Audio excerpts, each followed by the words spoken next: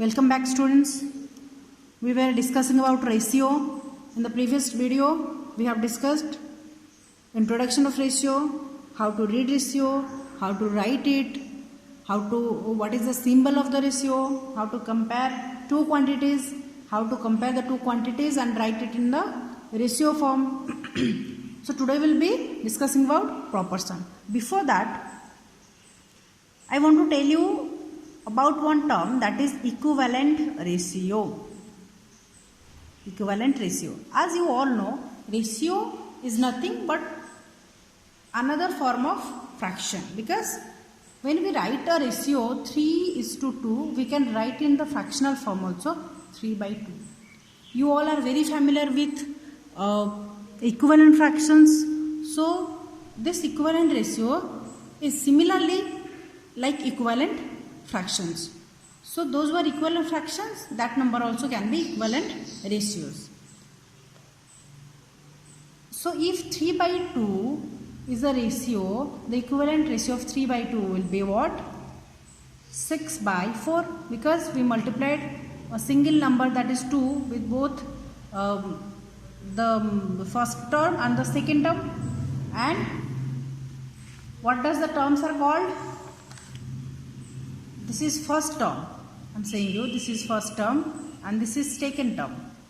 And this first term is called antecedent. What is it called? Antecedent. And the second one is called consequent. The first term of the ratio is called antecedent and the second term of the ratio is called consequent. Okay? So this is also first term, second term, this is also antecedent and this is consequent. But the value of both the fractions, when we write 3/2 and 6/4, the values are same because they are equivalent fractions. Similarly, they will be equivalent ratios. Either you multiply with a common number, both the first term and second term, or you can divide with the common number to get the what? Equivalent ratio. This equivalent ratio, as I have written here with the equal sign, this will be written in a, here we are putting two dots. Okay, this is one ratio, this is one ratio. When we compare two ratios, we put four dots, and these four dots are the symbol of proportion. When two ratios are equal, we can say the both ratios are in proportion. When two ratios are equal, we can say both the ratios are in proportion. Then what is proportion? Proportion is, you can write a statement of equality of ratios. A statement of equality of ratios is called proportion. When two ratios are equal, we can say both the ratios are in proportion, and we write it like this. Here it is first term, here it is second term, here it is third term, here it is fourth. So this is first term, this is second term, this is third term, and this is fourth term. And these two middle terms, let me write it again here, or I am writing another example I am taking. Suppose this is 3:5 will be proportion to, you can multiply anything. Suppose I am multiplying 3 with it, with both the numbers, it will be 9:15. Okay, so this is first term, second term, third term and fourth term. These two middle terms are called means, in the whole proportion system. And this, both the end terms are called extreme terms are there, so it can be written as extremes. Okay, it can be written as extremes.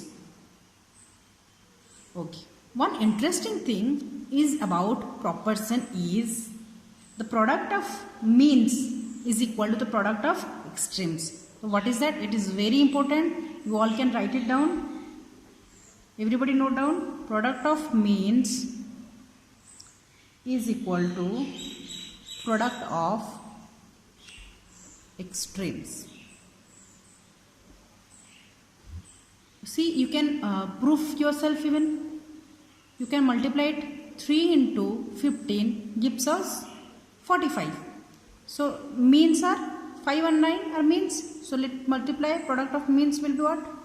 45. Product of extremes will be what? 45. Okay. So we got that product of means will be equal to product of extremes in every case. Okay. And this formula, this trick will help us to find the missing term in the proportion system. By taking an example, I am saying you. Suppose one example I am taking you. If the question is are 15, 20, 30 and 40 are in proportion or not? Are 15, 20, 30 and 40 in proportion or not? How to? You will write product of means. Product of means. First you calculate. These are the means in the middle terms. So 20 into 30. You will get 600. Again you count product of extremes. This is 15 and 40 are the extremes here. See, you are getting 600. So you are getting equal for the product of means and product of extremes. So lastly you write product of means is equal to product of extremes. Hence 15, 20, 30 and 40 are in proportion. Okay, everybody understood? Suppose I am taking another example.